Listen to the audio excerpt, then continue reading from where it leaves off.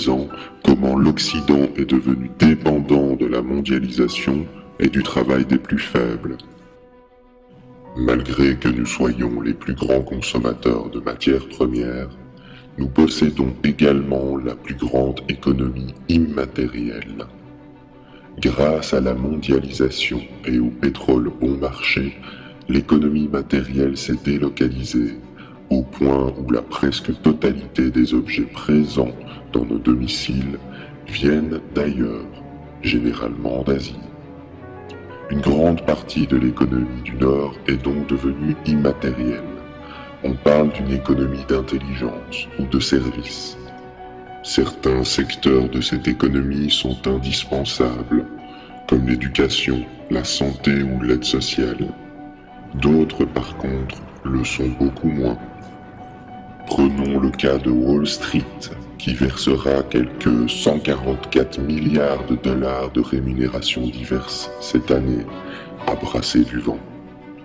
Bien sûr, nous produisons encore certains biens matériels chez nous, mais des secteurs comme l'agriculture, dont le rôle est vital pour la survie de l'humanité, sont en crise et résistent mal à la concurrence mondiale. De plus, les métiers manuels sont très mal perçus en société. Les paysans sont considérés comme stupides, sales, arriérés. L'économie immatérielle, quant à elle, ne cesse de croître au fur et à mesure que les villes se remplissent, ce qui accentue une dépendance invisible vis-à-vis du reste du monde productif.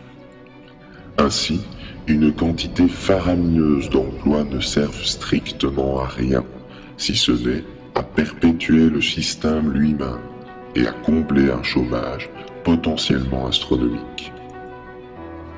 Malheureusement, la population ignore souvent à quel point leur survie est dépendante des autres secteurs, très éloignés, trop éloignés.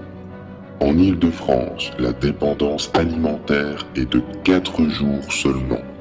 En cas de pénurie de pétrole par exemple, ce qui est envisageable d'ici 40 ans, et sans énergie pour le remplacer, tous les transports aériens et motorisés seront bloqués et toutes les grandes villes seraient plongées soudainement dans l'anarchie, faute de nourriture, faute de pouvoir se déplacer. Les néolibéraux estiment que l'homme survivra par un effort soudain d'adaptation ou par l'apparition miraculeuse d'une technologie. Mais pourquoi attendre d'être au pied du mur? L'économie et la production de biens de nécessité doivent indéniablement se relocaliser afin que chaque zone géographique puisse acquérir sa souveraineté alimentaire. Enfin, nous savons également que l'argent est créé à partir d'une dette envers du capital. Vous pensiez que les banques prêtaient de l'argent des petits épargnants? Grave erreur. À partir d'un euro réel, les banques peuvent distribuer plusieurs milliers d'euros sous forme de dette. Et d'où vient votre salaire? De cette dette ou d'un capital privé. Pour combler la dette et l'intérêt de celle-ci, tous les agents économiques doivent être en compétition, croître sans cesse et in fine engendrer davantage d'argent-dette pour résorber la dette existante. Il faut travailler plus pour gagner plus, mais surtout pour empêcher la faillite totale du système. C'est une course sans fin, savamment orchestrée, pour enfermer les hommes dans le cycle travail et consommation. Lors d'une catastrophe comme le tremblement de terre en Haïti, il s'est passé la même chose. La Banque mondiale a prêté des centaines de millions. Le pays s'est endetté, les entreprises étrangères se sont installées et la population locale travaille pour rembourser la dette. Le tout est possible grâce à la croissance économique ininterrompue et à la confiance des acteurs en cette croissance. Or, mathématiquement et matériellement, la croissance sans limite est impossible. Premièrement, car nous sommes dépendants de la Terre et de ses ressources. Deuxièmement, car l'homme ne peut pas être pressé indéfiniment. Et troisièmement, car la croissance tend vers l'infini, ce qui la rend de plus en plus insoutenable chaque année.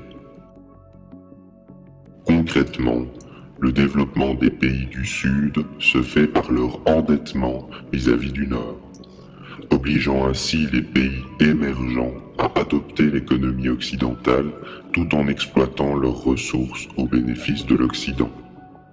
C'est une manière d'acquérir des ressources par la ruse sans recourir à la violence.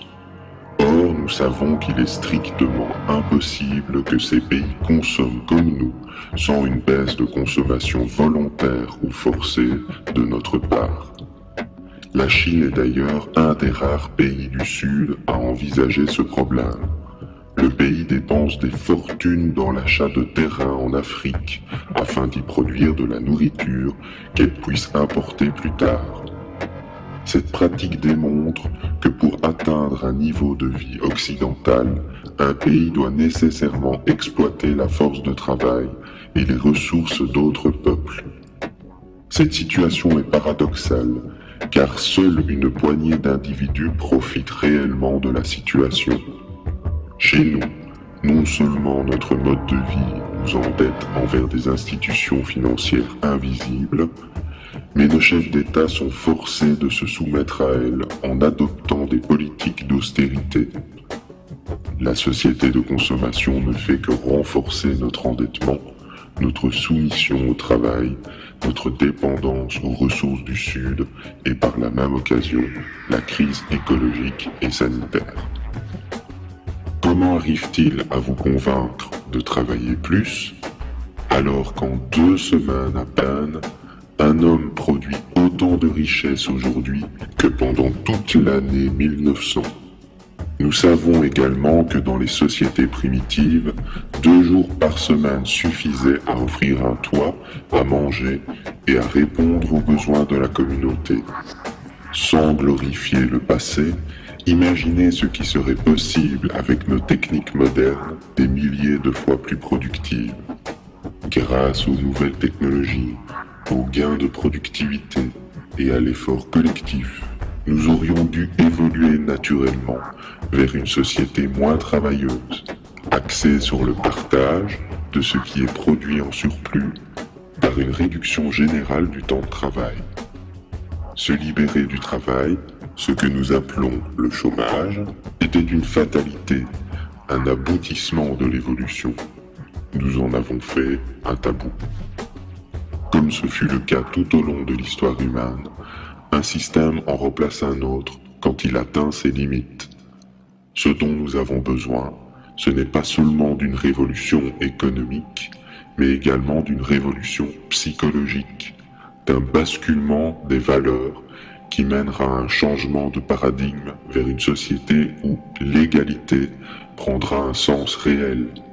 Cela ne signifie pas que le travail va cesser d'exister. Une société sans activité ne peut pas être viable. Nous avons besoin localement d'une activité humaine, mais qui ne soit pas basée sur l'endettement, la croissance à tout prix ou le consumérisme. L'activité humaine est essentielle, mais il semble évident qu'une partie de cette activité aujourd'hui est contre-productive en raison de la pression sociale et environnementale qu'elle occasionne. S'il y a une leçon à retenir de cette histoire, c'est de ne pas stigmatiser les individus en marge de la société de consommation, comme les pauvres ou les inactifs, car pragmatiquement, leur impact social et environnemental est bien moindre qu'un consommateur lambda. Il faut aussi comprendre que pour chaque emploi inutile ou nuisible que nous exerçons, c'est la collectivité qui en supporte le coût indirect.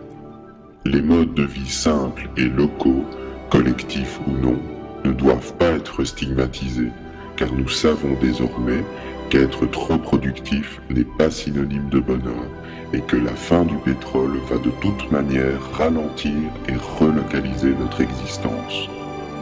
La société de demain devra prendre en compte les besoins de la majorité avant les plaisirs d'une minorité, au risque d'essuyer une crise sociale d'envergure mondiale. Pour y arriver, nul besoin d'une dictature, le changement est en chacun de nous, nous qui allons à notre tour montrer l'exemple, en passant l'information, en sortant nos amis ou notre entourage de leur torpeur. Le mouvement est déjà en marche. Nombre d'entre vous, dans les marges de la société, créent le changement, s'investissent dans des associations, informent leur entourage de la réalité, construisent leur autonomie, objectent la croissance, adoptent la simplicité volontaire ou favorisent la production locale des ressources. Gandhi disait, pour changer le monde, il faut se changer soi-même. Ainsi, nous ne pouvons envisager de changement sans à la fois remettre en question notre manière de penser, notre manière de consommer et notre manière de travailler. Pour un avenir serein. Merci.